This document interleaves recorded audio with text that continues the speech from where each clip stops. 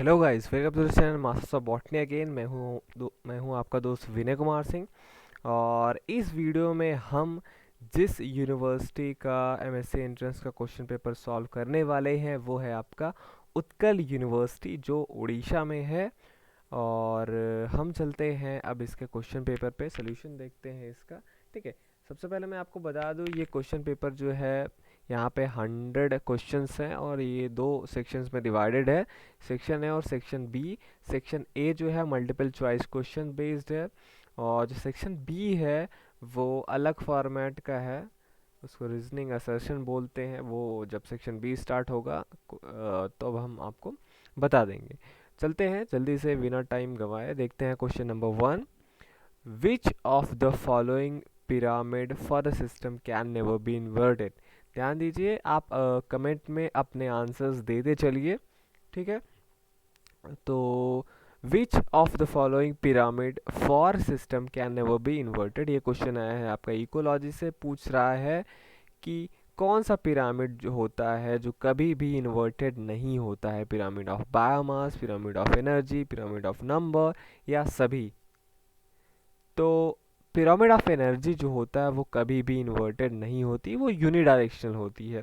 Okay, तो इसका correct answer होगा पिरामिड ऑफ एनर्जी। सेकंड पे चलते हैं। Conversion of nitrate to ammonia in the nitrogen cycle is called. ये भी जो क्वेश्चन है इकोलॉजी से आया हुआ क्वेश्चन है। पूछ रहा है जो कन्वर्जन होता है नाइट्रेट का अमोनिया में, नाइट्रोजन साइकिल आपने पढ़ा होगा, ये आपका आता है बायो जियोकेमिकल साइकिल में। तो पूछ रहा है इस प्रोसेस को क्या बोलते हैं। नाइट्रोजन फिक्सेशन बोलते हैं, नाइट्रिफिकेशन बोलते हैं, नाइट्रोसिफिकेशन बोलते हैं या डीनाइट्रिफिकेशन बोलते हैं। तो मैं आपको बता दूं कि नाइट्रेट से जब अमोनिया बनता है, क्या पूछा question, conversion of nitrate to ammonia. तो जो नाइट्रेट से अमोनिया बनता है उस प्रोसेस को हम डीनाइट्रिफिकेशन बोलते हैं। और जब अमोनिया से नाइट्रेट बनता है इसके अपोजिट, तब उसको क्या बोलते हैं, नाइट्रिफिकेशन। ओके, और ये जो आपका नाइट्रिफिकेशन है ये नाइट्रोसोमोनास के द्वारा होता है। और अगर हम बात करें ये डीनाइट्रिफिकेशन, फिर इसमें बैसिलस, स्यूडोमोनास, क्लोस्ट्रिडियम वगैरह वगैरह माइक्रोब्स इन्वॉल्व होते हैं। चलते हैं क्वेश्चन नंबर 3 पे। विच of the following statement is not correct. कौन सा स्टेटमेंट करेक्ट नहीं है, ये क्वेश्चन पूछा गया है आपका बायोकेमिस्ट्री से। Enzymes act by lowering activation energy, ये करेक्ट आंसर है। आपको पता है एंजाइम जो होते हैं वो कैसे काम करते हैं, ये एक्टिवेशन एनर्जी को लोअर करके। Second, enzymes are always a protein, क्या एंजाइम हमेशा प्रोटीन होते हैं। तो ये कुछ हद तक सही है कि हाँ most of the enzyme proteins ही होते हैं। चलते हैं सी पे। Enzymes are specific in their action, ये भी सही है, एंजाइम जो होते हैं अपने एक्शन में स्पेसिफिक होते हैं। चौथा, enzyme act in very small amount, ये भी सही है, एंजाइम जो होता है बहुत स्मॉल अमाउंट में ही वो सफिशिएंट होते हैं रिएक्शन कैटलाइज करने के लिए। तो जिस ऑप्शन को आप गलत कर सकते हैं वो है enzymes are always protein, because कि एंजाइम्स हमेशा जो है प्रोटीन नहीं होते हैं। राइबोजाइम्स का आपने नाम सुना होगा, ठीक है, जहाँ पे आरएनए जो होता है वो आपका कैटलाइज करता है, राइबोजाइम्स। ओके, तो यही ऑप्शन आपका यहाँ पे गलत है। तो यही ऑप्शन इस हिसाब से सही होगा। क्वेश्चन पूछा है which statement is not correct. चलते हैं आप क्वेश्चन नंबर हम 8वें पे। ध्यान दीजिएगा, सीक्वेंस में थोड़ा सा वो है क्योंकि पेजेस इसका अलग टाइप का क्वेश्चन था। मतलब एक पेज में आप देखेंगे 3 के बाद 8 आ रहा है, उससे कोई मतलब नहीं, आप क्वेश्चन पे ध्यान दीजिए। 8वें नंबर पे चलते हैं, right side. Which of the following sensitive plant is used as bio indicator of SO2 pollution. कह रहा है इसमें से किस प्लांट को हम SO2 पोल्यूशन के लिए बायो इंडिकेटर रूप में यूज़ करते हैं। तो तुलसी नहीं है, ना तो कदम है, ना तो पोटैटो। लाइकेन्स जो है वो कॉमनली SO2 पोल्यूशन के लिए बायो इंडिकेटर के रूप में यूज़ किए जाते हैं। Question number 9। गटेशन जो होता है is loss of water through. Guttation जो एक प्रोसेस होता है यहाँ पे वाटर लॉस होता है, ये फिजियोलॉजी से आया हुआ क्वेश्चन है। कह रहा है किसके द्वारा वहाँ पे निकलते हैं, स्टोमेटा, एपिडर्मिस, हाइड्रोथोट्स और या बार्क। तो बहुत इजी है ये, हाइड्रोथोट से ही गटेशन होता है। क्वेश्चन नंबर 10 पे चलते हैं। Unit to measure water potential, कह रहा है वाटर पोटेंशियल मेजर करने के लिए क्या यूनिट यूज़ करते हैं, लीटर, ग्राम, मेगा पास्कल और पाउंड। तो ये भी काफ़ी आसान क्वेश्चन है, फिजियोलॉजी से आया हुआ, आपको पता है कि वाटर पोटेंशियल को हम मेगा पास्कल में बताते हैं। Question number 11, which of the following is not a micronutrient, कह रहा है इसमें से कौन सा माइक्रोन्यूट्रिएंट नहीं है। ओके, तो मैग्नीज हुआ, कॉपर हुआ, पोटेशियम हुआ, मॉलिब्डेनम। तो मैं आपको बता दूं कि स्टैंडर्ड डेफिनेशन के अनुसार आप देखेंगे कि मैक्रो और माइक्रो न्यूट्रिएंट दो होते हैं जो 0.5 ग्राम पर किलोग्राम। देखिए प्लांट का जो ड्राई वेट होता है, मतलब अगर उसमें से हम वाटर कंटेंट निकाल दें तो जो ड्राई वेट बचता है, जो nutrient 0.5 gram per KG of plant dry weight से ज़्यादा होते हैं, उनको हम माइक्रोन्यूट्रिएंट कहते हैं। और जो 0.5 gram per kilogram of plant dry weight से कम होते हैं, उनको हम माइक्रोन्यूट्रिएंट बोलते हैं। तो माइक्रोन्यूट्रिएंट पे आपके मैग्नीज, मॉलिब्डेनम और कॉपर आते हैं। वहीं आपका माइक्रोन्यूट्रिएंट क्या है, पोटेशियम। तो यही आपका पोटेशियम है जो माइक्रोन्यूट्रिएंट नहीं है। ओके, नेक्स्ट चलते हैं क्वेश्चन नंबर 4 पे। Ozone is present in which layer of atmosphere, ये भी इकोलॉजी से आया हुआ क्वेश्चन है। पूछ रहा है ओजोन जो होता है, आपने पढ़ा होगा, ये एटमॉस्फेयर के किस लेयर में प्रेजेंट होता है। तो मैं आपको बता दूं, जब आप ये इकोलॉजी में पढ़ेंगे, ओके, तो वहाँ पे आप देखेंगे कि सबसे पहले क्या होता है, पृथ्वी के सतह पे ट्रोपोस्फियर होता है, फिर उसके ऊपर स्ट्रेटोस्फियर होता है, फिर उसके ऊपर मीजोस्फियर होता है। तो जो आपका ओजोन लेयर है ये आपका स्ट्रेटोस्फियर में होता है। तो कौन सा ऑप्शन आपका सही होगा, बी। क्वेश्चन नंबर 5 देखते हैं, which radiation is largely absorb by the ozone layer. अब इकोलॉजी से आया हुआ ही क्वेश्चन है, पूछ रहा है ओजोन लेयर से कौन सा इनमें से रेज जो है, visible rays, UV rays, X rays या गामा रेज, को एब्जॉर्ब करता है आपका ओजोन लेयर। कौन सा लेयर, तो मैं आपको बता दूं, जब सन रेज आते हैं तो भाई सन रेज में तो बहुत सारे टाइप के रेज है, लेकिन जो गामा रेज है, एक्स रेज है, ये बहुत पहले ही या मतलब वो हो जाती हैं, मतलब ओजोन लेयर तक नहीं पहुंच पाती हैं। वही जो आपका यूवी रेज होता है ये ओजोन लेयर तक पहुंचता है और ये एब्जॉर्ब कर लिया जाता है ओजोन लेयर में। ओजोन होल आपने पढ़ा होगा, जो ओजोन होल था उसकी वजह से कुछ कुछ यूवी रेज जो है वो पृथ्वी पर आ जा रही थी, पृथ्वी की सतह पे। तो भी वो ओजोन लेयर डिप्लीशन का मैटर था। तो वही था कि ओजोन लेयर जो है आपका यूवी रेज एब्जॉर्ब करती हैं। Question number 6, zone that extend between latitude 0 degree to 20 degree on either side of equator is called as, कह रहा है उस जोन को हम क्या बोलते हैं जो इक्वेटर के 0 डिग्री से लेकर 20 डिग्री तक फैला हुआ है। तो आप जब पृथ्वी को कई सारे भागों में डिवाइड करेंगे, लैटिट्यूड आप देखेंगे एकदम इक्वेटर पे कितना रहेगा, 0 डिग्री, फिर उसके ऊपर नॉर्थ में 20 डिग्री जाएंगे, साउथ में 20 डिग्री जाएंगे। तो ये जो जोन है आपका, इसको क्या बोलते हैं, ट्रॉपिकल जोन बोलते हैं। उसके और ऊपर जाएंगे तो ऊपर और नीचे दोनों साइड, मतलब 20 डिग्री के और ऊपर नॉर्थ में, फिर 20 डिग्री नीचे साउथ में, तो ये टेम्परेट होते हैं जहाँ पे ठंडा वातावरण होता है। और उसके ऊपर जाएंगे तो आपको पोलर रीजन मिलेगा। ओके, तो सेंट्रल जो है इक्वेटर के आसपास वो ट्रॉपिकल रीजन कहलाता है, तो ट्रॉपिकल जोन है वो, ए सही होगा। इकोलॉजी से आया हुआ क्वेश्चन है। Question number 7, which of the following is a Ramsar site in India, कह रहा है इनमें से कौन सा एक रामासार साइट है। तो रामासार साइट जो है तो होता है वो कंजर्वेशन के पर्पज से बनाया हुआ होता है। Conservation and sustainable utilisation of wetland, wetland conservation के लिए। Okay, recognising the fundamental ecological functions of wetland and their economical, cultural and scientific and recreational value, उनको बचाने के लिए रामासार साइट्स होते हैं।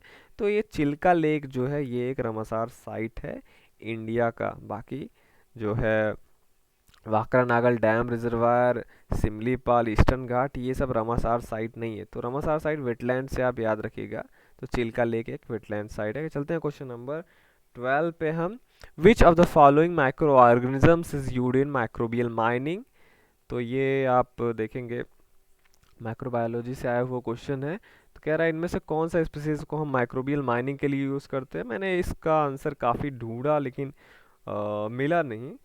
फिर भी थाइलो बैसिलस इज द मोस्ट मतलब ये सबसे ज़्यादा वो लगता है कि यही ऑप्शन इसका हो सकता है। वैसे मुझे एसिडोथायोबैसिलस मिला था, पर बैसिलस थायोबैसिलस है कि नहीं है ये थोड़ा सा प्रॉब्लमेटिक है। अगर आपको आंसर पता हो तो ज़रूर कमेंट करिएगा सोर्स के साथ में। चलते हैं क्वेश्चन नंबर 13 पे। Core element in chlorophyll molecule is, कह रहा है जो कोर एलिमेंट होता है क्लोरोफिल में वो क्या होता है? Fe, Zn, Mg और मैग्नीशियम।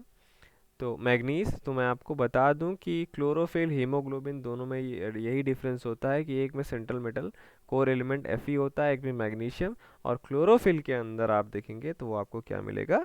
मैग्नीशियम मिलेगा। चलते हैं क्वेश्चन नंबर 14 पे। ये आया क्वेश्चन टैक्सोनॉमी से। Turmeric belong to the family, turmeric जो होता है किस फैमिली से बिलोंग करता है? तो टर्मेरिक जो है वो जिंजीबरेसी फैमिली से बिलोंग करता है। Okay. Question number 15, phosphorus is a structural element in, कह रहा है फास्फोरस जो होता है इनमें से किसका स्ट्रक्चर बनाते हैं, स्ट्रक्चर बनाने के काम में आते हैं? कार्बोहाइड्रेट में आपको फास्फोरस मिलता है, साइटोक्रोम में आपको मिलता है, डीएनए में या प्रोटीन में। तो आप देखेंगे फास्फोरस जो होता है ये बैकबोन बनाता है डीएनए में। ये बायोकेमिस्ट्री से आया हुआ क्वेश्चन है, तो डीएनए ऑप्शन जो है इसका करेक्ट है। क्वेश्चन नंबर 16 पे चलते हैं। Presence of gynostegium is the characteristic feature of the family, ये भी आपने देखा, हमने बहुत सारे पेपर सॉल्व करा है, ये भी कॉमन क्वेश्चन है, आता है बार बार। गाइनोस्टीरियम किस फैमिली का कैरेक्टरिस्टिक्स है? तो ऑर्किडेसी और एस्क्लेपियाडेसी में मिलता है हमें यहाँ पे। ऑर्किडेसी है नहीं, एस्क्लेपियाडेसी ऑप्शन है, तो एस्क्लेपियाडेसी हमें चूज करना है। चलते हैं next question, question number 17। Okay, the fermentation product of the following is, ठीक कह रहा है फर्मेंटेशन प्रोडक्ट इनमें से कौन है? लैक्टिक एसिड है, एथिल अल्कोहल है, ब्यूटेनॉल है, या सभी? तो मैं आपको बता दूं सारे, lactic acid, ethyl alcohol, butanol, ये सभी जो है फर्मेंटेशन प्रोडक्ट हैं। और ये क्वेश्चन आपको पता है कहाँ से आया था? माइक्रोबायोलॉजी से। क्वेश्चन नंबर 18 पे चलते हैं। Respiratory quotient is more than 1 in case of, ये भी क्वेश्चन काफ़ी कॉमनली पूछा जाता है, अभी तक जो मैंने पेपर एनालिसिस किया ये भी आया हुआ है। तो आपको अलग अलग जो है सबस्ट्रेट के आरक्यू वैल्यू आपको जानना होता है। तो आरक्यू वैल्यू क्या होता है? मतलब किसी चीज़ को अगर हम डिग्रेड करते हैं तो उसमें CO2 कितना, ऑक्सीजन कितना यूज़ हुआ और कार्बन डाइऑक्साइड उसमें कितना निकला।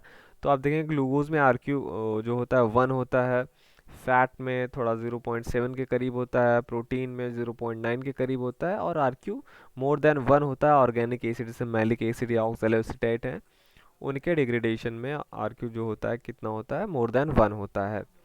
ये क्वेश्चन कहाँ से था आपका? फिजियोलॉजी से आया हुआ क्वेश्चन है। Question number 19, photosynthetically active radiation PAR is between, देखिए जो आप फोटोसिंथेसिस प्लांट करते हैं पूछ रहा है, उसे पार बोलते हैं, वो मतलब फोटोसिंथेटिकली एक्टिव रेडिएशन होता है, मतलब रेडिएशन का कौन सा हिस्सा है जो फोटोसिंथेटिकली एक्टिव होता है? तो ये आपका विजिबल है 400 से 700 nanometre, option number B is correct, इसको हम पार बोलते हैं। ओके, ये कहाँ से आया वो क्वेश्चन है? फिजियोलॉजी से। क्वेश्चन नंबर 20 पे चलते हैं। What is the era of Jurassic period, कह रहा है जुरासिक पीरियड का इनमें से कौन सा एरा? देखिए what is the era of Jurassic period, हाँ जुरासिक जो है पीरियड है ना, कह रहा है जुरासिक जो पीरियड है वो किस एरा का है? जुरासिक पीरियड आपको कहाँ पे किस एरा में मिलता है? सीनोजोइक एरा में, मीजोजोइक एरा में, पेलियोजोइक एरा में, या किसी में भी नहीं इनमें से? तो आपको मैं बता दूं ये इवोल्यूशन से आया हुआ क्वेश्चन है, और जुरासिक पीरियड आपका मिलता है मीजोजोइक एरा में। Okay, question number 21, which of the following is the largest botanical garden of the world, ये आपको मिलेगा नेक्स्ट पेज में, यहाँ पे हाफ आया है। चलते हैं क्वेश्चन नंबर 25 पे। DNA segments can be cut at a specific site by the enzymes, कह रहा है डीएनए सेगमेंट्स को हम कट कर सकते हैं स्पेसिफिक साइट पे किस एंजाइम से? Polymerase, ligase, helicase, restriction endonucleases. तो ये आपको क्या पता है? बायोटेक्नोलॉजी से आए हुए क्वेश्चन है। पॉलीमरेजेस जो हैं वो एक्सटेंशन के काम में आते हैं, लाइगेजेस जोड़ने के काम में आते हैं, हेलिकेजेस जो क्या करते हैं वो अनवाइंडिंग करते हैं डीएनए का, और जो कट करने का काम है स्पेसिफिक साइट पे वो करते हैं आपके restriction endonucleases. Okay, question number 26, which of the following can be gene vector, कह रहा है इनमें से कौन सा जीन वेक्टर हो सकता है? आपको पता है ये भी बायोटेक्नोलॉजी से आया हुआ क्वेश्चन है। प्लाज्मिड्स का हम यूज़ करते हैं as a gene vector, cosmid का भी यूज़ करते हैं और फेजमिड का भी यूज़ करते हैं। ओके, और तो इस हिसाब से सभी जो हैं इनमें से सारे जीन के वेक्टर हैं। Question number 27, southern blotting is use for, southern blotting जो होता है आपने पढ़ा होगा, कह रहा है किसके लिए यूज़ किया जाता है। साउदर्न ब्लॉटिंग है, नॉर्दर्न ब्लॉटिंग है, ईस्टर्न ब्लॉटिंग है, वेस्टर्न ब्लॉटिंग है, सभी का आपको पता होना चाहिए किसके लिए यूज़ किया जाता है। तो साउदर्न जो है डीएनए के लिए है, तो डीएनए हैबिटेशन के लिए यूज़ किया जाता है। क्वेश्चन नंबर 28, ये भी कहाँ से था आपका क्वेश्चन, बायोटेक्नोलॉजी से। Question number 28, which cell is found towards chalazal in the normal embryo sac. ये क्वेश्चन है जो है एम्ब्रियो एंजियोस्पर्म के साथ में जब उसका आप एम्ब्रियोलॉजी पढ़ते हैं वहाँ पे आया हुआ है। चलाज़ल एंड और माइक्रोपिलर एंड होता है। आप जब ओव्यूल का स्ट्रक्चर देखेंगे, पूछ रहा है इनमें से कौन सा सेल है जो चलाज़ल एंड की तरफ पाया जाता है। तो मैं आपको बता दूं चलाज़ल एंड की तरफ जो है आपके 3 एंटीपोडल सेल होते हैं वो पाए जाते हैं, और उसके अपोजिट में माइक्रोपाइलर एंड पे आपको क्या मिलेगा, एक सेल मिलेगा, उसके दोनों साइड सिनर्जिस मिलेगा, और सेंटर सेल जो होता है वो सेंटर में होता है। ओके, तो एक और क्वेश्चन देख लेते हैं, क्वेश्चन नंबर ये 21 वाला। Which of the following is the largest botanical garden of the world. दो ऑप्शन इस पेज में है, दो ऑप्शन इस पेज में है। तो botanical garden at Pisa Italy, ये सबसे बड़ा लार्जेस्ट हर्बेरियम है वर्ल्ड का, बॉटनिकल गार्डन है वर्ल्ड का। या B botanical garden of Strasbourg France, या ये C royal botanical garden Kew England, या न्यूयॉर्क बॉटनिकल गार्डन अमेरिका। तो ये देखिए 21, विच of the following is the largest botanical garden of the world.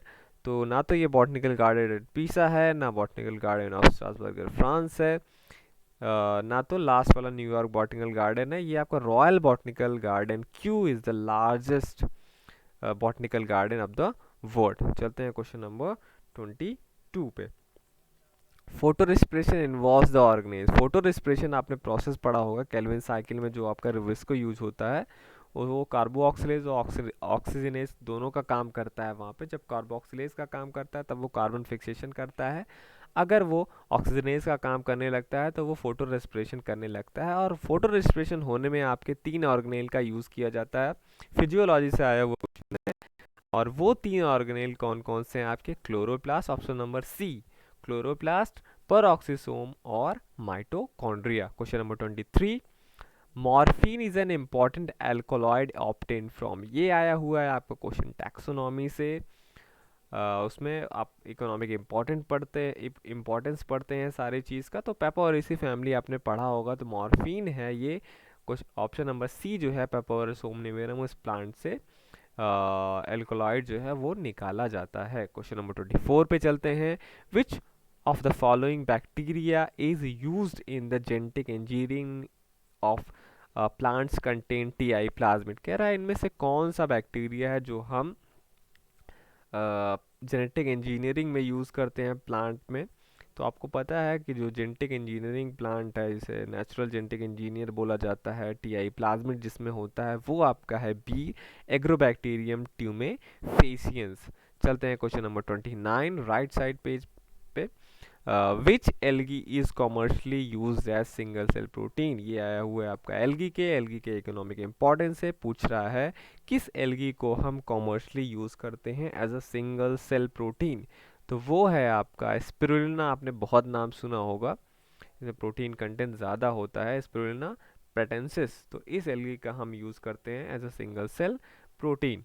Okay, question number 30, causative agent of late blight of potato. Late blight of potato ये आया हुआ है fungi से। Fungi में जब आप देखेंगे बहुत सारे डिजीजेस जो प्लांट के होते हैं उसमें आपको मिलेगा। तो जो late blight of potato cause करता है वो आपका है फाइटोप्थोरा इन्फेस्टेंस। और जो आपके और बाकी हैं उनका भी आप नाम याद रखिए, पूछा जाता है ज़ैंथोमोनास से। ओरेजी है, ये ब्लाइट डिजीज ऑफ राइस काज करता है। अल्टरनारिया सोलनी है, ये early blight of potato cause करता है डिजीज। और जो लास्ट है पक्सीनिया ग्रैमनिस, ये black rust of wheat disease cause करता है। चलते हैं क्वेश्चन नंबर 31 पे। Agranal bundle sheath chloroplast is found in, ये एक्चुअली क्रैंज एनाटॉमी की बात कर रहे हैं, एग्रेनाल बंडल शीट। तो आपको पता है ये आपको कहाँ मिलता है, C4 प्लांट में। और C4 प्लांट क्या है, ना तो मशरूम है, ना मॉस है, ना मैंगो। डी मेज, जिया मेज जो एक प्लांट है पोएसी फैमिली का, उसमें आपको क्रैंज एनाटॉमी मिलेगी या एग्रेनाल बंडल शीट आपको मिलते हैं। ओके, क्वेश्चन नंबर 32 पे चलते हैं। Reserve food material of brown algae is, brown algae आपको पता है एल्गी से आया हुआ क्वेश्चन है, पूछ रहा है रिजर्व फूड मटेरियल इनमें से ब्राउन एल्गी का कौन सा होता है। ये भी काफ़ी कॉमन क्वेश्चन है, रिजर्व फूड मटेरियल्स अलग अलग एल्गल ग्रुप के पूछे जाते हैं। तो आपको यहाँ पे याद रखना है ब्राउन एल्गी का एक मेंबर होता है लेमिनारिया, लेमिनारिया से आप याद रखेंगे कि इसका रिजर्व फूड मटेरियल लेमिनारिन होता है। Okay, question number 33, sexual reproduction is absent in, sexual reproduction इनमें से किस एल्गी में नहीं पाया जाता है। ये भी क्वेश्चन जो आया है वो एल्गी से है। 4 ऑप्शन है, नॉस्टॉक, यूलोथ्रिक्स, स्पायरोगायरा एंड कारा। तो आप ये याद रखेंगे यहाँ पे कि ब्लू ग्रीन एल्गी में सेक्सुअल रिप्रोडक्शन अलग होता है, और ब्लू ग्रीन एल्गी जो है आपका साइनोफाइसी, उसका मेंबर कौन सा है इसमें से, नॉस्टॉक। ओके, चलते हैं नेक्स्ट पेज पे। Question number 34, fungi causing hair loss are, इनमें से कौन सा है फंजाई, मतलब उसको क्या बोलते हैं जो फंजाई हेयर लॉस कॉज करता है। तो ये आपको इकोनॉमिक इम्पोर्टेंट में आप जब पढ़ेंगे फंजाई का उसमें आपको मिलेगा। तो केराटोफिलस, केराटिन आपको पता होगा, हमारे जो नाखून बाल होते हैं केराटिन प्रोटीन के बने होते हैं। तो केराटोफिलस जो फंगस होते हैं वो हेयर लॉस काज करते हैं। तो ऑप्शन नंबर ए सही होगा यहाँ पे। ओके, और जो ये फंगस है इसका नाम क्राइसोस्पोरियम केराटिनोफिलम है, क्राइसोस्पोरियम केराटोनी केराटिनोफिलम। ओके, ये फंगस है। चलते हैं question number 35, association of algae and fungi in lichen is an example of, पूछ रहा है जो आप देखते हैं, आप लाइकेन आपने पढ़ा होगा, उसमें आपको पता है कि जो लाइकेन होते हैं ये एक्चुअली एसोसिएशन होते हैं एल्गी और फंजाई के। कह रहा है ये किसका एग्जाम्पल है, हेलोटिज्म का, पैरासिटिज्म का, सिम्बायोसिस का, ये प्रोटोकॉर्पोरेशन का। तो मैं आपको बता दूं जो ये होता है ये एक टाइप का सिम्बायोसिस है, लेकिन सिम्बायोसिस अलग अलग टाइप का होता है। बहुत लोग सिम्बायोसिस को अलग समझते हैं, पैरासिटिज्म अलग समझते हैं, प्रोटोकॉर्पोरेशन अलग समझते हैं, पर सिम्बायोसिस का मतलब होता है कि साथ साथ रहना। वो आगे कमेंसलिज्म, एनासिलिज्म, पैरासिटिज्म, प्रोटोकॉर्पोरेशन, हेलोटिज्म कुछ भी हो सकता है।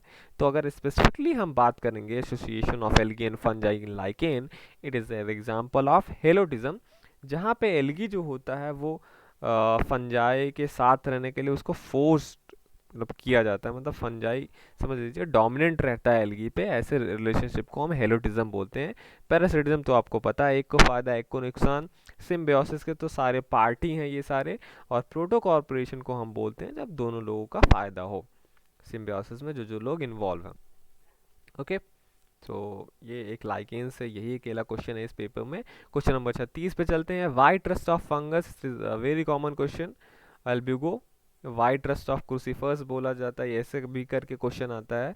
तो फंजाई से आया हुआ क्वेश्चन है, अल्ब्यूगो जो होता है उसको वाइट रस्ट बोलते हैं। Question number 37, heteromorphic alternation of generation is noticed in, कह रहा है हेट्रोमॉर्फिक जो अल्टरनेशन ऑफ जनरेशन होता है किस में नोटिस किया गया है। तो ये ऑप्शन में तो बहुत सारे ऑप्शन सही हैं। ब्रायोफाइटा में भी हेट्रोमॉर्फिक अल्टरनेशन जनरेशन होता है, जिम्नोस्पर्म भी और एंजियोस्पर्म भी होता है, तो सारे ऑप्शन सही हैं।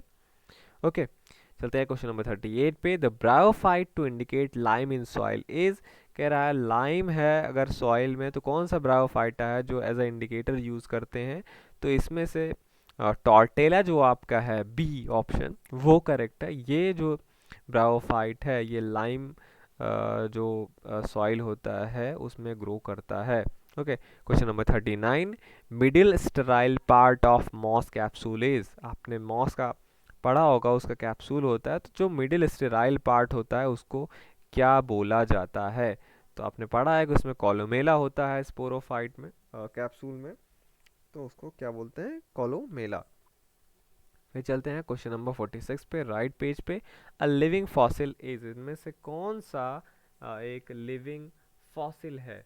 तो आप देखेंगे जिंको जो प्लांट है, ये जिम्नोस्पर्म से आया हुआ क्वेश्चन है, जिंको जो प्लांट है उसको हम लिविंग फॉसिल बोलते हैं, क्योंकि उसके जो साथ के मेंबर हैं कई सारे वो फॉसिलाइज्ड हो चुके हैं।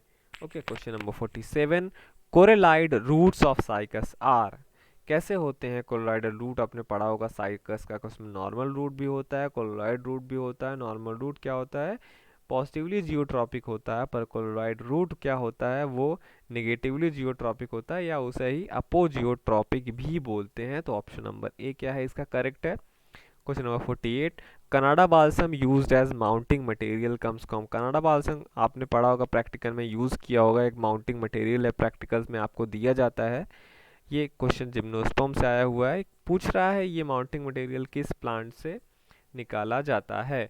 तो कनाडा बालसम जो है ये एक एबीज जो प्लांट है आपका, एबीज बालसामिया स्पीशीज है, उससे निकाला जाता है। तो एबीज ऑप्शन इसका करेक्ट है।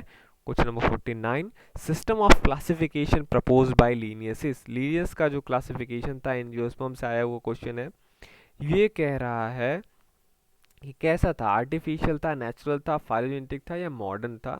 तो जो सिस्टम था लीनियस का क्लासिफिकेशन वो आर्टिफिशियल था, क्योंकि वो केवल और केवल एक ही कैरेक्टर पे बेस्ड था। कौन सा था वो कैरेक्टर, स्टेमन, स्टेमन का नंबर और उसका association, cohesion, adhesion etcetera.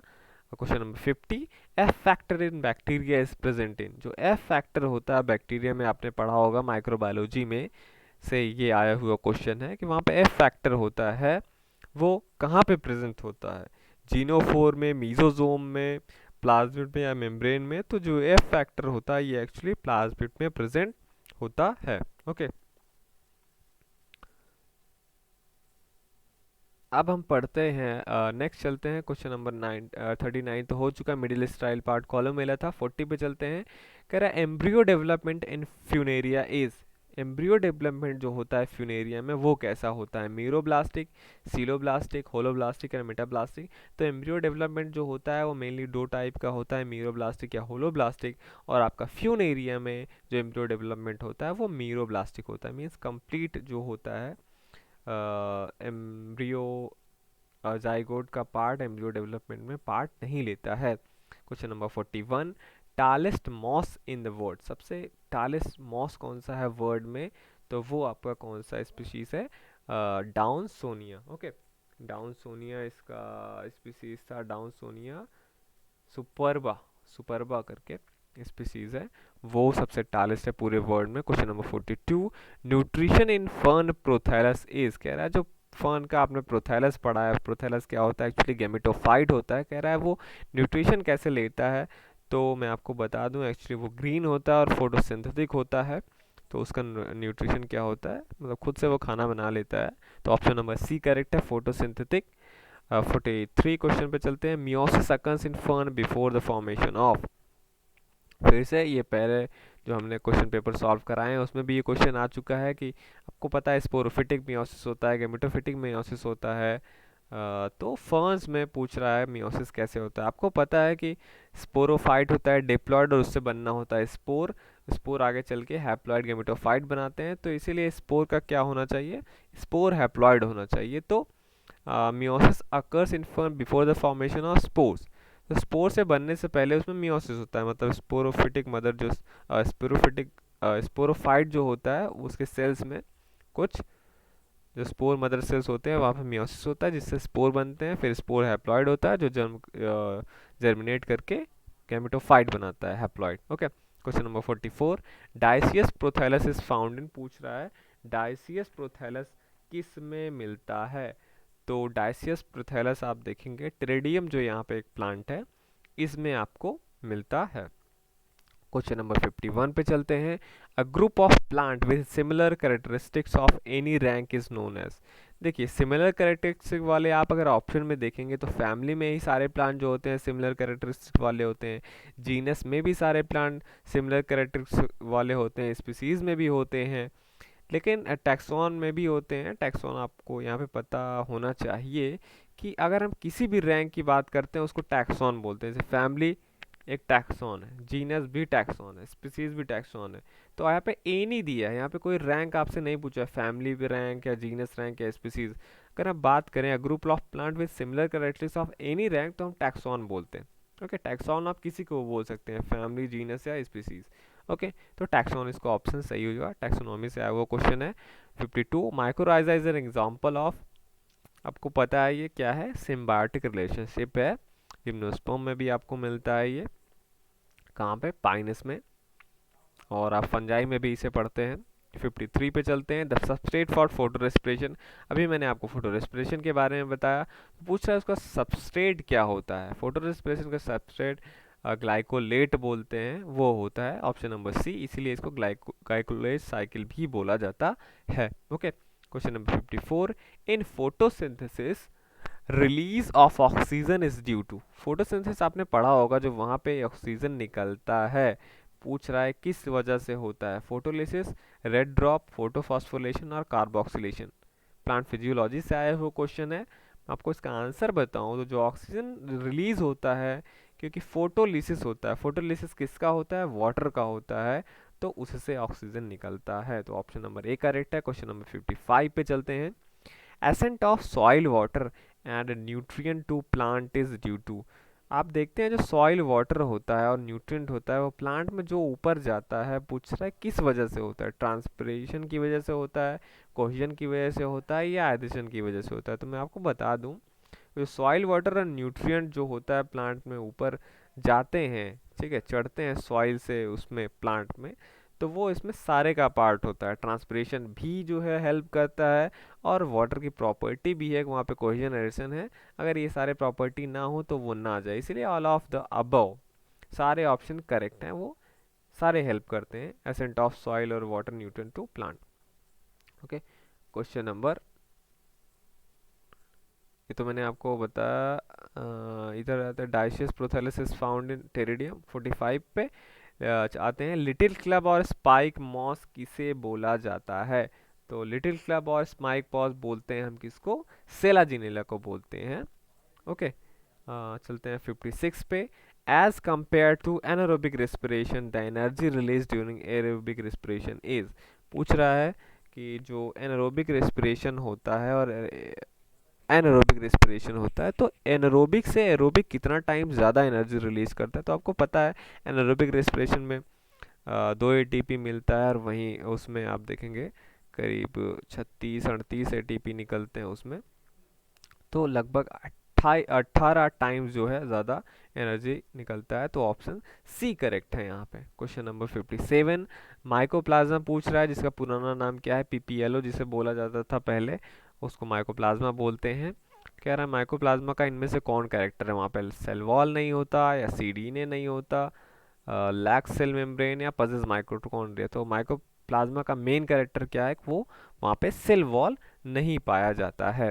Question number 58, when green algae is illuminated motile aerobic bacteria accumulated near them, the reason is, आपने ये प्लांट फिजियोलॉजी में एक्सपेरिमेंट पढ़ा होगा, जब ग्रीन एल्गी था उसको एलिमिनेट किया गया लाइट से, तो जो मोटाइल एरोबिक बैक्टीरिया थे, एरोबिक मतलब जिनको ऑक्सीजन की ज़रूरत पड़ती है, वो वहाँ पे चले जाते हैं जहाँ पे इल्यूमिनेशन रहता है। तो ये रीज़न क्या है, तो एरोबिक बैक्टीरिया हैं, किसके सर्च में आएंगे, ऑक्सीजन के, तो ऑक्सीजन, बी ऑप्शन जो है वो सही है। क्वेश्चन कहाँ से आया है, प्लांट फिजियोलॉजी में। 59 पे चलते हैं, hormone found in liquid endosperm of coconut is. कह रहा है कि कोकोनट के एंडोस्पर्म में कौन सा हार्मोन पाया जाता है। तो जब आप पढ़ेंगे ये एंडोस्पर्म ऑफ कोकोनट, तो वहाँ पे आप देखेंगे कि साइटोकाइनिन जो होता है वो आपको मिलता है कोकोनट के एंडोस्पर्म में। Question number 60, phytotron is a device by which. Phytotron एक डिवाइस है,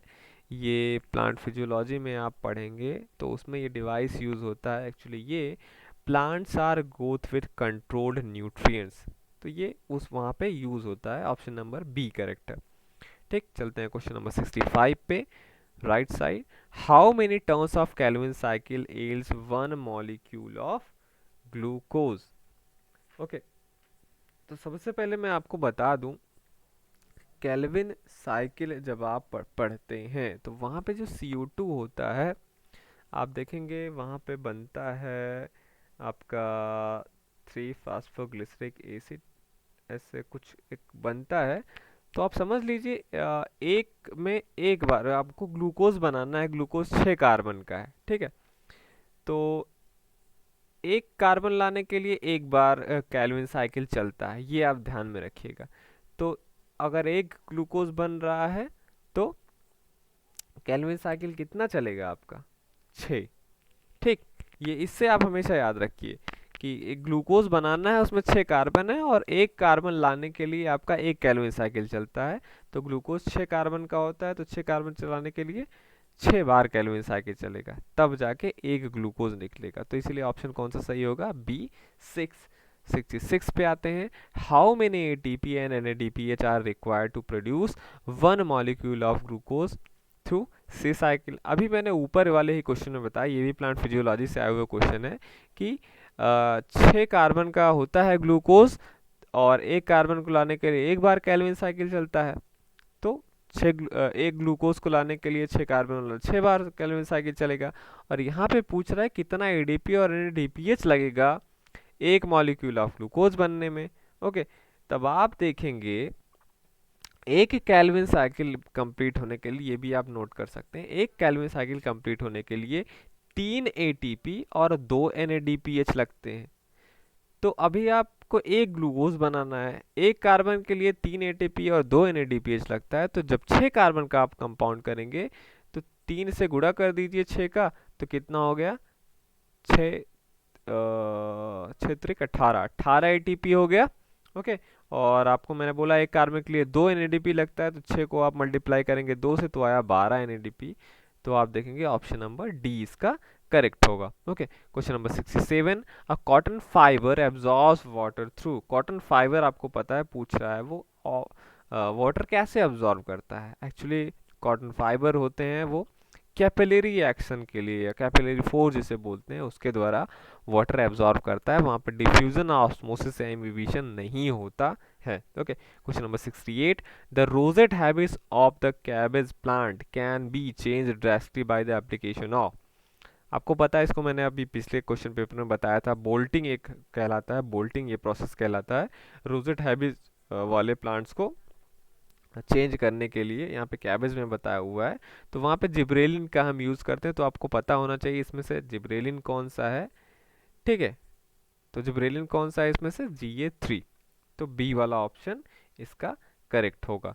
चलते हैं हम नेक्स्ट पेज पे। यहाँ पे देखेंगे question number 61, LSD stands for. LSD का फुल नेम क्या है? जब आप LSD का फुल नेम देखेंगे तो क्या है? Lysergic. Okay, lysergic acid diethylamide. Okay, कौन सा ऑप्शन इसका सही है? दूसरा B, lysergic acid diethylamide LSD का ये फुल फॉर्म है। चलते हैं क्वेश्चन नंबर 62 पे। ये प्लांट फिजियोलॉजी से आया हुआ क्वेश्चन है। थोड़ा सा इस क्वेश्चन पेपर से में एक प्रॉब्लम है कि यहाँ पे मिस प्रिंटिंग काफ़ी दी हुई है, तो ये क्वेश्चन आप ध्यान में रखिएगा, थोड़ा सा बेसिक आपको पता होना चाहिए। कह रहा है एक सेल है, दो सेल है, सेल ए और सेल बी। ए का कंडीशन क्या बता रहा है? वहाँ पे एटमॉस्फेरिक प्रेशर कितना है? 10 ATM और उसका टारगेट प्रेशर 6 ATM है। वहीं बी का आप देखेंगे ऑस्मोटिक प्रेशर कितना है? 13 ATM और टारगेट प्रेशर 12 ATM है। कह रहा है वाटर किस सेल से किस में जाएगा? ए से बी में जाएगा या बी से ए में आएगा, या इक्वल फ्लो होगा या कोई फ्लो नहीं होगा? तो मैं आपको बता दूं, वाटर पोटेंशियल का फॉर्मूला है, water potential is equal to solute potential, या जिसे आप ऑस्मोटिक पोटेंशियल भी कहते हैं या ऑस्मोटिक प्रेशर बोलते हैं, और प्लस क्या होता है? टर्गर प्रेशर या वॉल प्रेशर।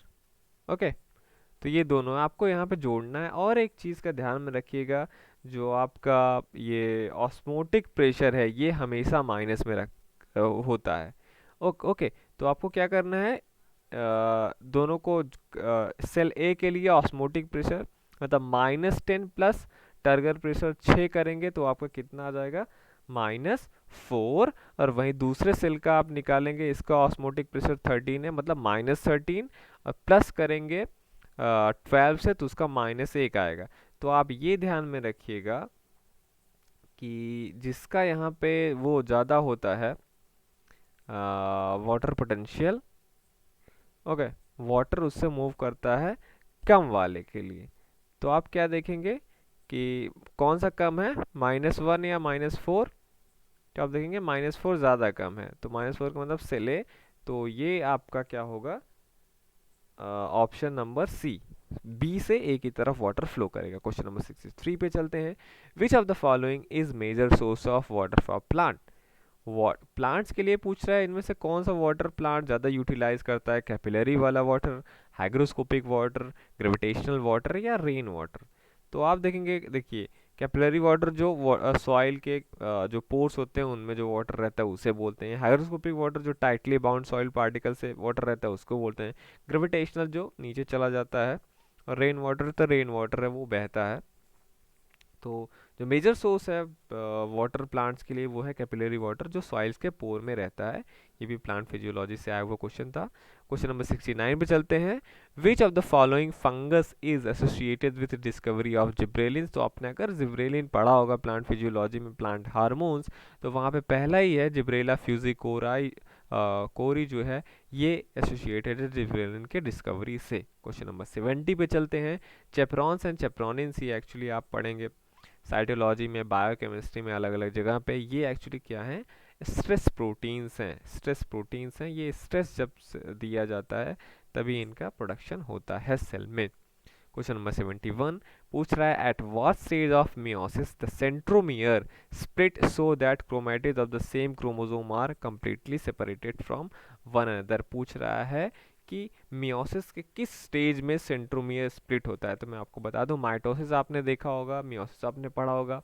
दोनों में क्या अंतर है कि माइटोसिस में क्रोमोसोम सारे, जैसे 46 हैं, अगर मैं एनिमल की बात करूं तो वहाँ पे 46 क्रोमोसोम साथ में अलाइन होते हैं और सेंट्रोमियर से स्प्लिट हो जाते हैं और ऐसे माइटोसिस कंप्लीट हो जाता है। लेकिन मियोसिस में क्या होता है, दो पार्ट होता है, मियोसिस फर्स्ट और मियोसिस सेकेंड।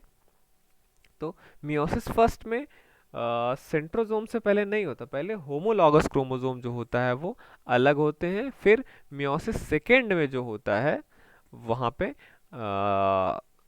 अलग होते हैं, कहाँ से? उसके सेंट्रोमियर से। तो आपको पता है फर्स्ट वाले तो दोनों नहीं होंगे, मेटाफेज एनाफेज। ओके। और आपको पता है कि मेटाफेज में अलाइन होते हैं, ब्रेक कब होता है? एनाफेज कंडीशन में। और टीलोफेज में क्रोमोसोम जो ब्रेक होते हैं वो अपने अपने पोल पे पहुंच जाते हैं। तो एनाफेज सेकेंड इसका करेक्ट आंसर होगा।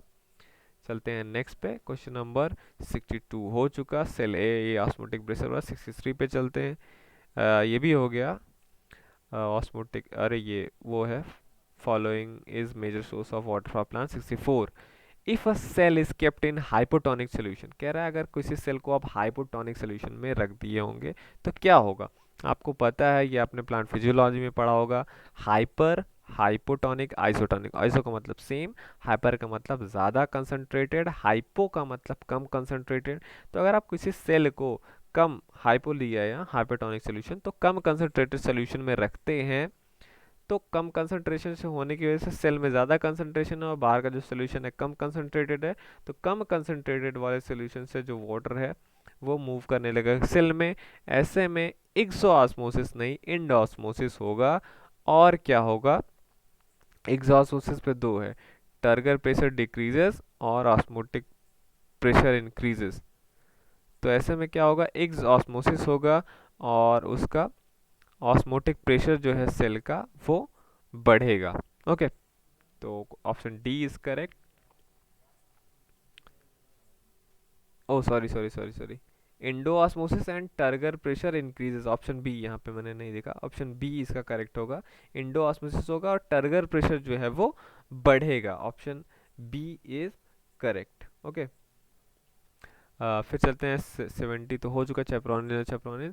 71 एट वॉट स्टेज, ये भी हो चुका। 72 इन ए प्लांट, कह रहा है एक प्लांट है वहाँ पे डोमिनेंट जीन ए है जो रिस्पॉन्सिबल है पेटल कलर के लिए, लेकिन कह रहा है in the presence of another gene which complement the expression of A. कह रहा है एक डोमिनेंट जीन ए है जो रिस्पॉन्सिबल है पेटल कलर के लिए, लेकिन वो एक वो शर्त है कि वो एक दूसरे जीन के प्रेजेंस में रह वो काम करता है पेटल कलर के लिए, जो उसके एक्सप्रेशन को कॉम्प्लीमेंट करता है। ओके। कह रहा है which among the following genotype cell produce white flower. कह रहा है जब ए के साथ एक और जीन रहता है, दोनों के प्रेजेंस में ही पेटल जो होता है कलर्ड होते हैं। कह रहा है इनमें से कौन सा जीनोटाइप होगा जब फ्लावर कलर वाइट हो जाएगा, मतलब कलर्ड नहीं रहेगा।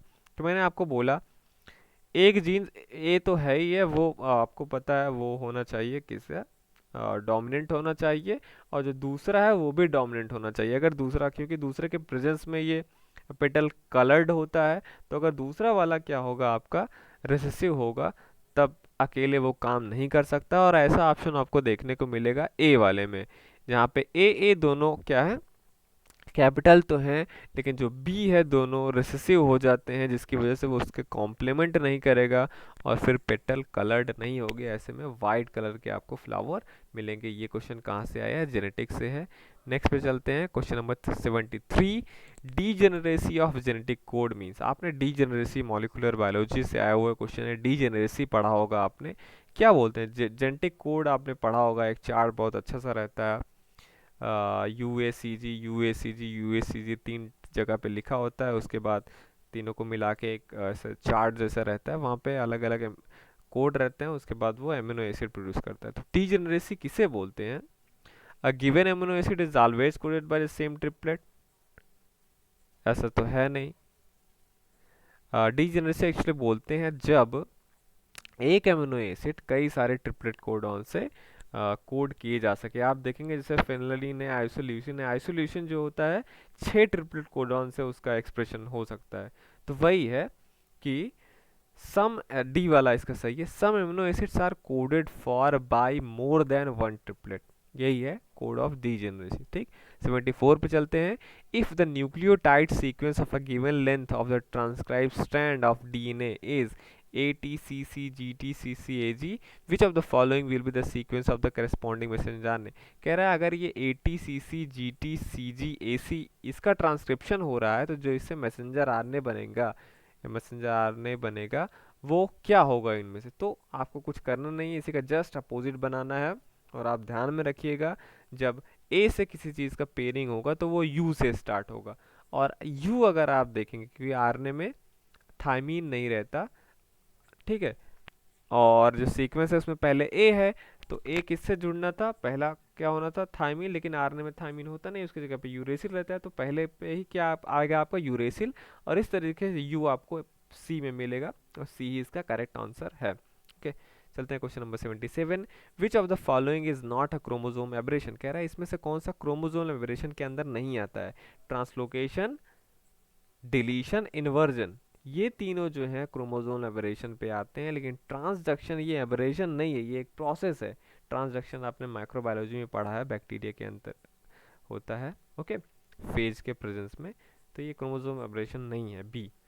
Question number 78। If a DNA strand has a nitrogenous base sequence, कह रहा है अगर किसी डीएनए के स्ट्रैंड में ये सीक्वेंस है CCCGAT, कह रहा है क्या सीक्वेंस होगा उसके कॉम्प्लीमेंट्री आरएनए स्ट्रैंड का।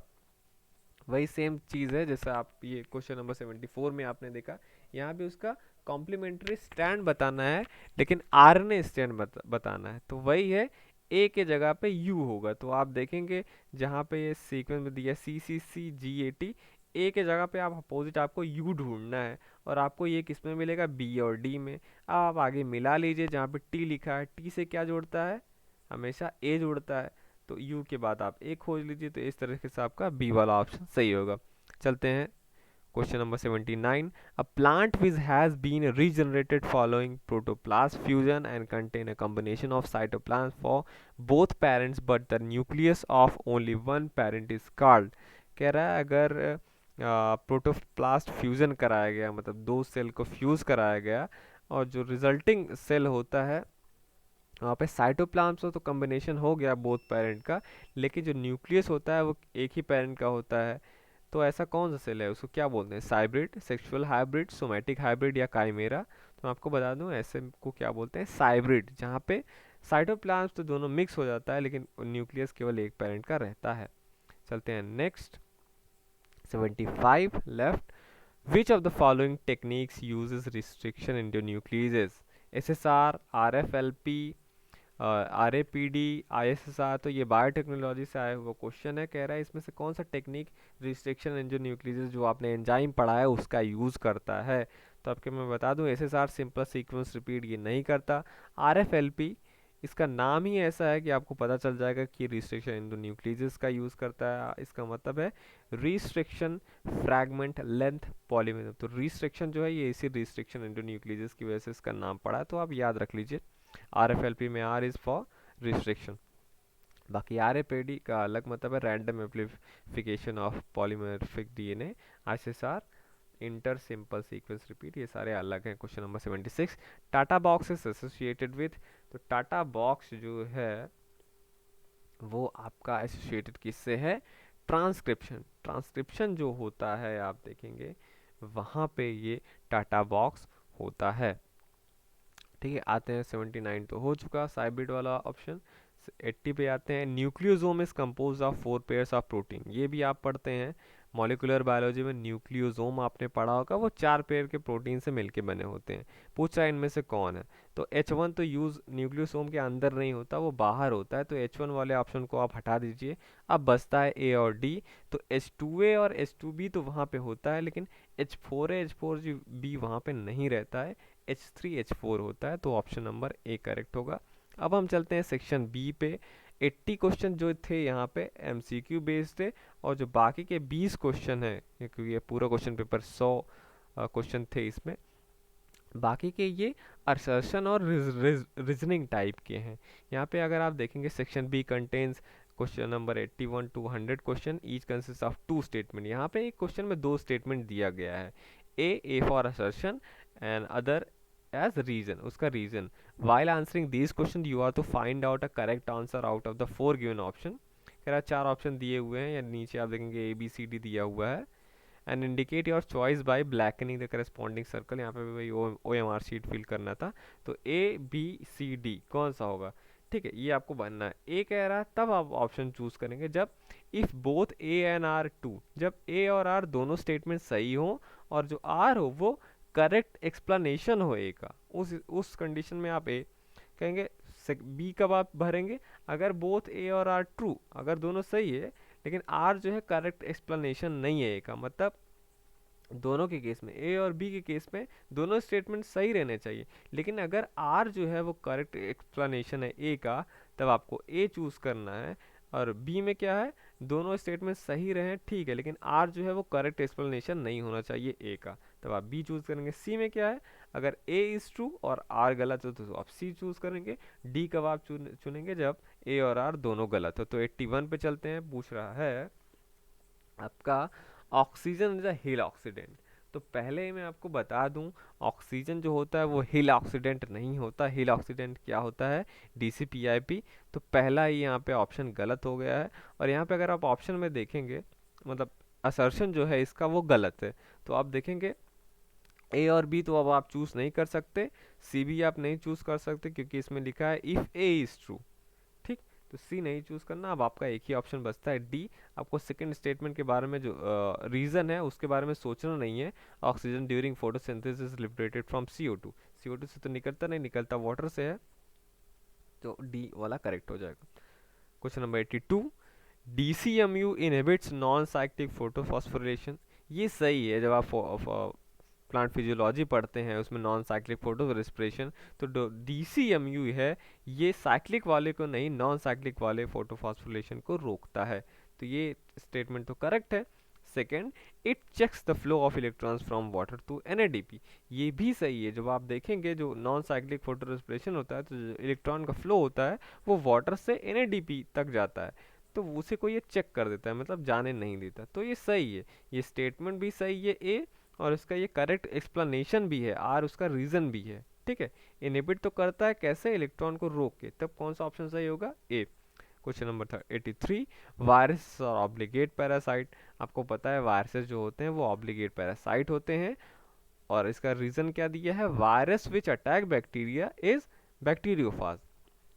इसका ऑप्शन कौन सा सही होगा? बी वाला, क्योंकि दोनों स्टेटमेंट सही तो हैं, लेकिन जो असर्शन दिया है उसका रीजन सही नहीं है कि वायरस ऑब्लिगेट पैरासाइट होते हैं और वायरस अटैक बैक्टीरिया, तो ये उसका रीजन नहीं हुआ, लेकिन दोनों ऑप्शन मतलब दोनों स्टेटमेंट सही हैं। ठीक, तो बी वाला आप चूज करेंगे। क्वेश्चन नंबर 84, असर्शन क्या दिया है, transduction is transfer of DNA from one bacterium to another with the help of bacteriophage. Transaction कह रहा है क्या होता है, ये डीएनए का ट्रांसफर होता है एक बैक्टीरियम से दूसरे bacterium with the help of bacteriophage. तो ये स्टेटमेंट आपका सही है। रीजन क्या दिया है, बैक्टीरिया आर यूकैरियोट्स, तो ये तो गलत है, बैक्टीरिया यूकैरियोट। तो इसका ऑप्शन कौन सा आप चूज करेंगे, सी। ठीक है, if A is true and R is false, तो वही आप चूज करेंगे। नेक्स्ट पे चलते हैं 85।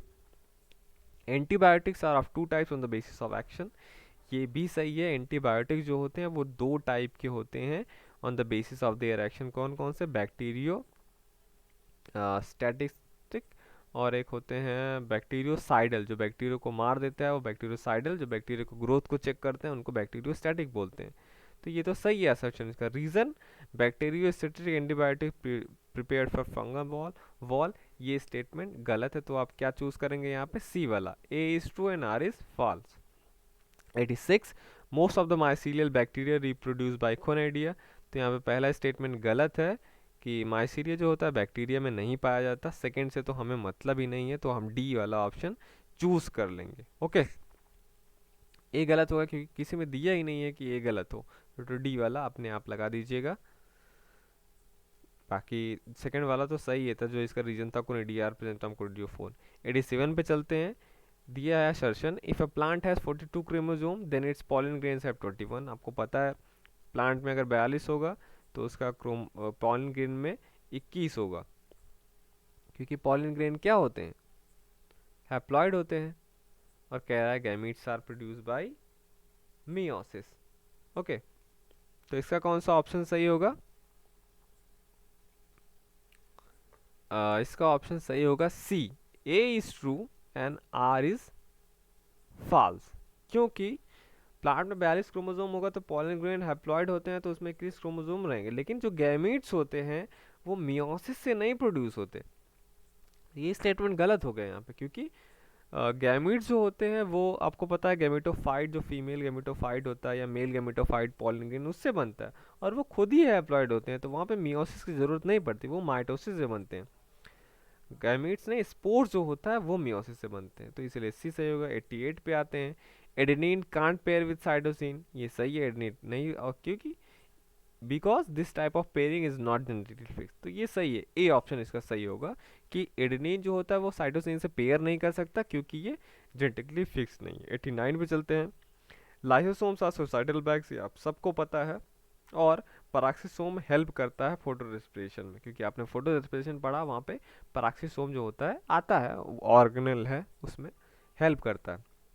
तो दोनों स्टेटमेंट सही हैं, लेकिन जो इसका रीज़न है वो ए का असर्शन का क्या है, एक्सप्लेनेशन नहीं है। तो क्या ऑप्शन सही होगा, बी ऑप्शन सही होगा। ठीक है, कि दोनों स्टेटमेंट करेक्ट हैं, पर R is not a correct explanation of A. 90 पे चलते हैं। प्रोटीन्स आर पॉलीएमाइड, आपको पता है अमीनो एसिड से जोड़कर प्रोटीन बनते हैं, ये भी सही है। और रीज़न क्या है इसका, nucleic acid are polymer of nucleotide, ये भी सही है। न्यूक्लिक एसिड जो होता है न्यूक्लियोटाइड से मिलकर बनते हैं, तो दोनों स्टेटमेंट सही है, लेकिन आर जो है ए का एक्सप्लेनेशन नहीं है, तो ऑप्शन नंबर बी सही होगा। 91 पे चलते हैं। Sago is obtained from stem pith of cycas revoluta, ये सही है, साइकस रिवोल्यूटा से ही सागो जो होता है वो उसके पिथ से ऑब्टेन्ड होता है। और cycas revoluta is a living fossil, वो लिविंग फॉसिल है। दोनों स्टेटमेंट यहाँ पे सही हैं, लेकिन रीजन इसका करेक्ट एक्सप्लेनेशन नहीं है का। ठीक है, तो बी ऑप्शन सही होगा। ओके, चलते हैं 92 पे। Cuscuta is a total obligate stem parasite, ये भी सही है। कस्कुटा जो एक प्लांट है होता है वो टोटल ऑब्लिगेट स्टेम पैरासाइट है, और obligate parasite obtain their entire food supply from host, ये भी जो है स्टेटमेंट सही है। और ये करेक्ट एक्सप्लेनेशन है कि कस्कुटा जो है टोटल पैरासाइट है, और टोटल पैरासाइट इस सेंस में है क्योंकि वो एंटायर फूड जो होता है ऑब्टेन करता है फ्रॉम द होस्ट, तो ये ए ऑप्शन सही रहेगा कि ए का करेक्ट एक्सप्लेनेशन आर है। 93 पे आते हैं। Pitcher is an insectivorous plant, ये भी करेक्ट है, पिचर। ओके, और insectivorous plant consume insect for nitrogen, तो पिचर इंसेक्टिवोरस प्लांट है, और इंसेक्टिवोरस प्लांट कंज्यूम करते हैं इंसेक्ट को क्योंकि नाइट्रोजन, तो ए ही सही होगा कि दोनों स्टेटमेंट सही हैं, और आर करेक्ट एक्सप्लेनेशन है ए का। ओके, 94 पे आते हैं। Occurrence of two different types of leaf on the same plate is plant heterophylly, कह रहा है जब एक ही प्लांट पे दो टाइप के लीफ होते हैं तो उसको हेट्रोफिली बोलते हैं। और आर क्या दिया है reason, heterophylly is observe in mango plant, दूसरा स्टेटमेंट गलत है, मैंगो प्लांट में हेट्रोफिली नहीं पाया जाता है। तो आप क्या देखेंगे, इसका option C, A is true and R is false. 95, still coenzyme links between glycolysis and Kreb cycle. ये आप बायोकेमिस्ट्री में जब आप पढ़ेंगे, पहला स्टेप क्या होता है ग्लूकोज ऑक्सीडेशन में, ग्लाइकोलिसिस, उसके बाद उसको भेजा जाता है क्रेब साइकिल के लिए, और उसके बीच में स्टिल कोएंजाइम जो होता है ये लिंक करता है, आप देखेंगे, ठीक। तो ये लिंक करता है ग्लाइकोलिसिस और क्रेब साइकिल को। और रीजन क्या दिया है, still coenzyme is involved in aerobic respiration. ये दोनों क्या है, स्टेटमेंट सही है, और आर जो है ये करेक्ट एक्सप्लेनेशन है ए का। दोनों ग्लाइकोलिसिस और क्रेब साइकिल लिंक्ड हैं एक दूसरे से, और स्टिल कोएंजाइम जो होता है ये इन्वॉल्व होता है एरोबिक रेस्पिरेशन में। ओके, कह लीजिए आप 95 का बी कह सकते हैं, एक्सप्लेनेशन तो नहीं हो सकता ये। ओके, 96 पे आते हैं, C4 plants are insensitive to photorespiration. C4 plant जो होते हैं वो फोटो रेस्पिरेशन से इनसेंसिटिव होते हैं, मीन्स उसमें ना के बराबर होता है फोटो रेस्पिरेशन, और क्रैंज हेल्प करता है प्रिवेंट फोटो रेस्पिरेशन, ठीक है। और क्रैंज जो होता है यही हेल्प करता है फोटो रेस्पिरेशन को प्रिवेंट करने पे। तो ये ए ऑप्शन सही होगा।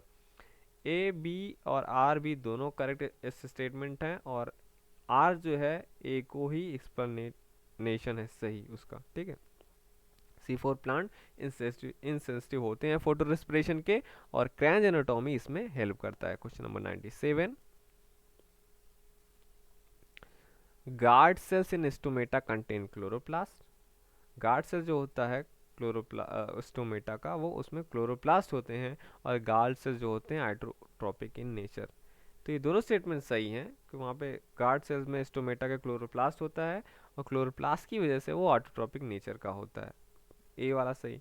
टोटिपोटेंशियल is observe in plant cell. Totipotential जो है वो प्लांट सेल में ऑब्जर्व की गई है, और IBA is a type of cytokinin. तो आप देखेंगे यहाँ पे ए वाला सही है, बी वाला ऑप्शन गलत है। IBA क्या है, साइटोकाइनिन नहीं है। ओके, तो कौन सा सही होगा, A is true, B is incorrect, C वाला ऑप्शन सही होगा। फिर लास्ट पे, protoplast is a plant cell without cell wall. ये करेक्ट है कि plant cell without cell wall is known as protoplast, और lister from bacteria are cell wall deficient form. ये भी सही है कि लिस्टर जो फॉर्म होता है बैक्टीरिया का, ये सेल वॉल डिफिशियंट फॉर्म होते हैं। और दोनों स्टेटमेंट सही हैं, पर ये दूसरा वाला जो है लिस्टर फ्रॉम बैक्टीरिया, ये करेक्ट एक्सप्लेनेशन नहीं है प्रोटोप्लास्ट का। ओके, फिर movement of ion is term as flux. Movement जो आयन होता है इसको हम फ्लक्स बोलते हैं, प्लांट फिजियोलॉजी से आया हुआ क्वेश्चन है। और the movement of ion into the cell is known as influx. तो ये दोनों स्टेटमेंट सही हैं, और आर जो है करेक्ट एक्सप्लेनेशन है ए का, ठीक है, कि हमें फ्लक्स के बारे में बताया गया, और इन फ्लक्स से हमें उसका एग्जाम्पल दिया गया।